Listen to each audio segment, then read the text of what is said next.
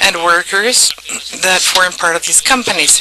96%, as in most countries, we have these micro and small companies concentrated there, but only 30% of the population of these workers are employed by those micro and small companies or businesses.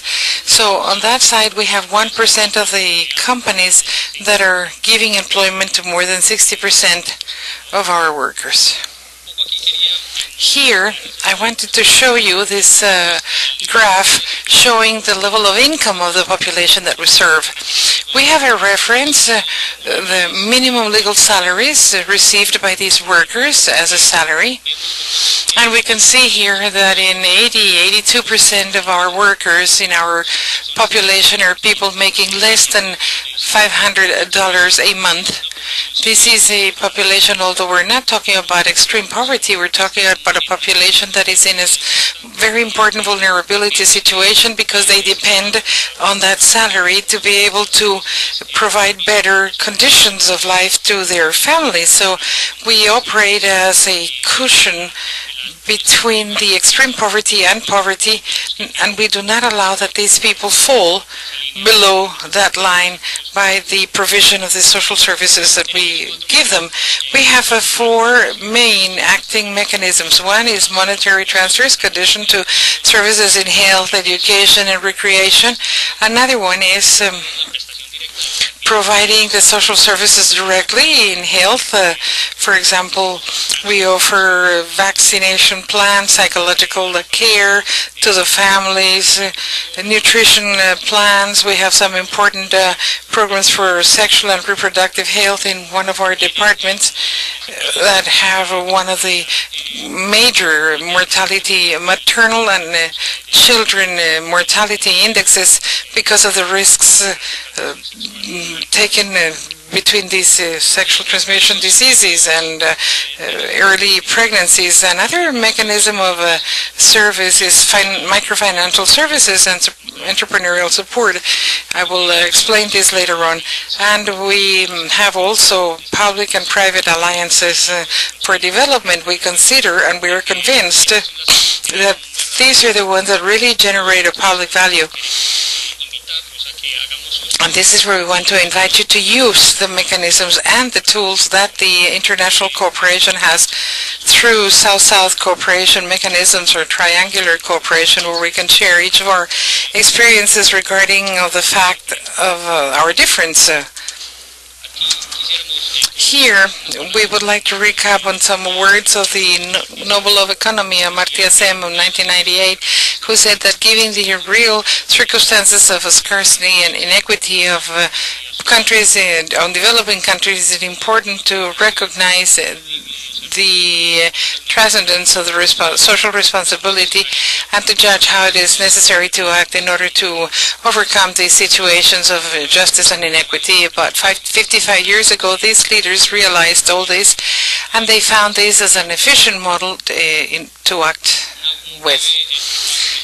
This is an overview of the evolution of financial services in Confama. In 1966, we started offering a small loan for education and retraining of the children of the workers.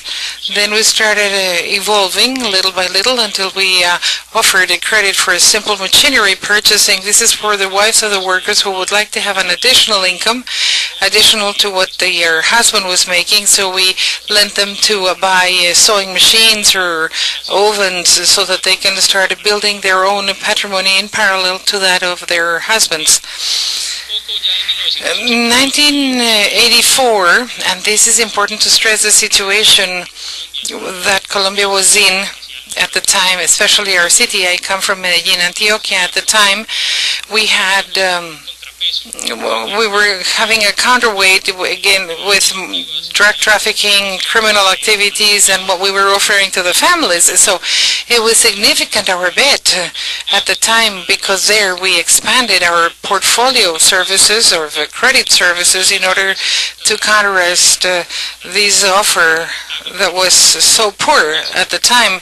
So it is very significant because we started to finance educational activities, health activities, recreational activities, with the purpose of serving and offering comprehensive alternatives to these families. In 2002, and after the visit made by Professor Yunus to our organization in Colombia for the first time, we were able to establish a portfolio, a clear portfolio, and the purpose that we have to develop innovation in microfinance and increase access to these services.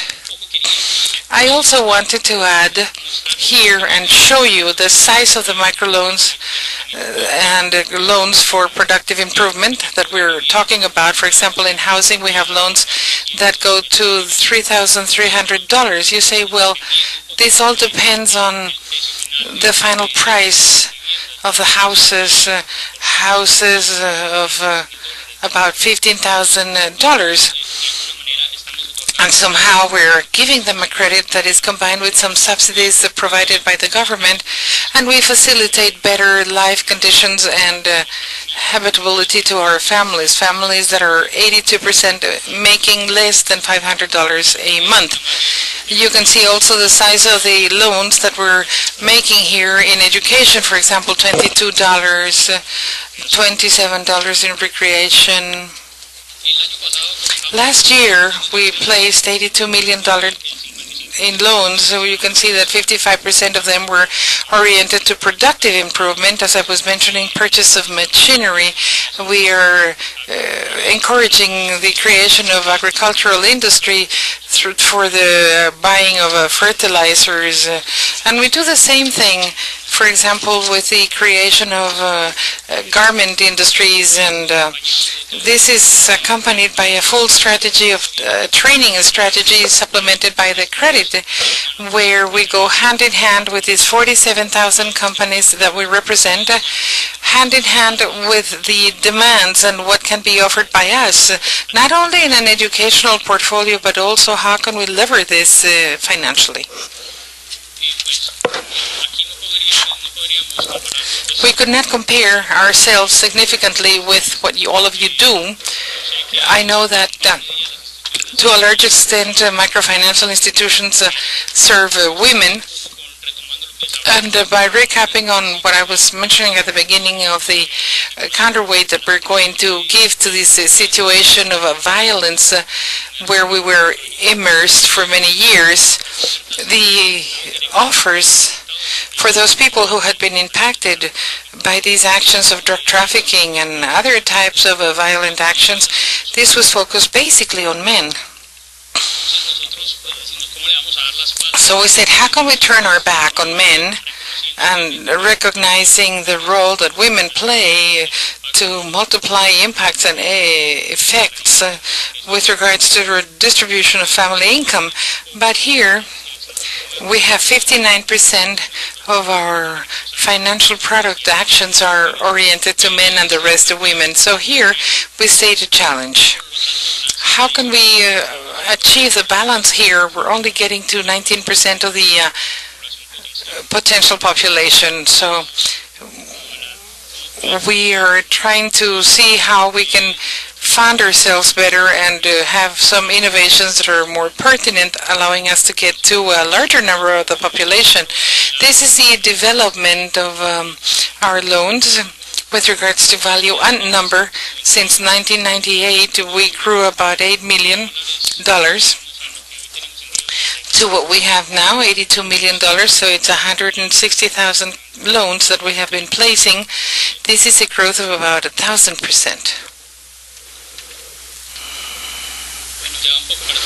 Now to conclude, because only 2 slides are missing, the bet is from access and innovation. From access, what I was saying, basically favoring public and private alliances with the financial institutions. We have developed a series of products where we have the microinsurance with Bancoldex. Mr. Gustavo Ardila is around. And the 38,000 microinsurance, we have a place in an alliance with them and with Sudamericana. These are credits covering more than $1 million pesos. In case of the death of the holder of the insurance, they will have payment for the burial, and they will have some money for 6 months. This is a sample of the products that we have developed. Another one is